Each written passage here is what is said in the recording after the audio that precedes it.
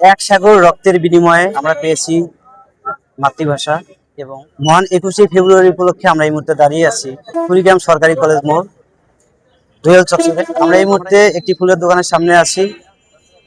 ফুল বিক্রেতা বড় ভাই, ওনার সাথে কথা বলবো যে আসলে 21শে ফেব্রুয়ারি উপলক্ষে তার দোকানে কেমন বিক্রি হচ্ছে এবং কিরকম আয়োজন করেছে, ক্রেতাদের চাহিদা কেমন।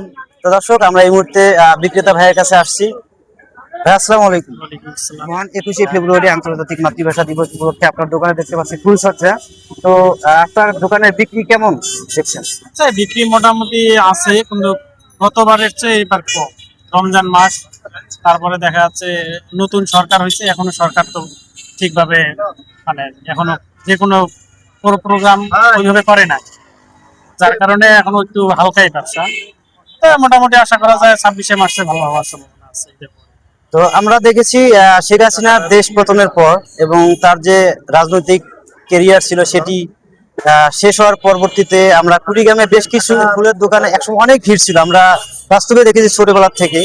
তো শেখ হাসিনার পতনের পর তো এখন পর্যন্ত আমরা দেখেছি ফুলের দোকানে অতটা ভিড় হয় না। আসলে এই ভিড় না হওয়ার পিছনে কোনটি কারণ বলে মনে হয় আপনার কাছে? আসলে আওয়ামী লীগের সময় দেখা যাচ্ছে কি ওদের অঙ্গ সংগঠন অনেক বেশি, দেখা যাচ্ছে ওরা এই প্রোগ্রামটা বাধ্যতামূলক করতো, যার কারণে তখন এই ফুলটা বেশি বিক্রি হতো।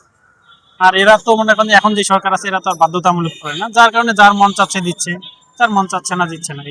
তো আগামীতে আপনার কেমন আশা, মানে হচ্ছে নতুন সরকার গঠন হলো, তারেক রহমান? ইনশাআল্লাহ এখন কেবল শুরু হয়েছে, তো কিছুদিন গেলে বোঝা যাবে যে কি অবস্থা।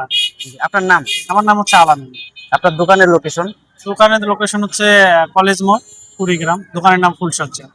অসংখ্য ধন্যবাদ, ভালো থাকবেন। দর্শক, এতক্ষণ ফুল বিক্রেতা ভাইয়ের সাথে কথা বললাম। আসলে বিগত 2-3 বছরে আমরা দেখেছি শেখ হাসিনার পতনের পর এই ফুলের দোকানে একসময় ফুলের বিক্রি এতটাই বেশি ছিল, আসলে তারা চাহিদা অনুযায়ী দিতে পারতো না। কিন্তু বর্তমানে নতুন সরকার গঠন হলো, এর পরবর্তীতে প্রধান উপদেষ্টা ডক্টর ইউনূসের যে সরকারি ভারপ্রাপ্ত ছিল সরকার, তখন থেকে হয়তোবা বিভিন্ন শিক্ষা প্রতিষ্ঠান বা সরকারি ফাংশনগুলোতে ওরকম ভাবে মানুষ কোনো একটা হচ্ছে অনুষ্ঠান পালন করতে পারেনি, বিধায় হচ্ছে ফুলের দোকানে কিছুটা চাহিদা কম ছিল।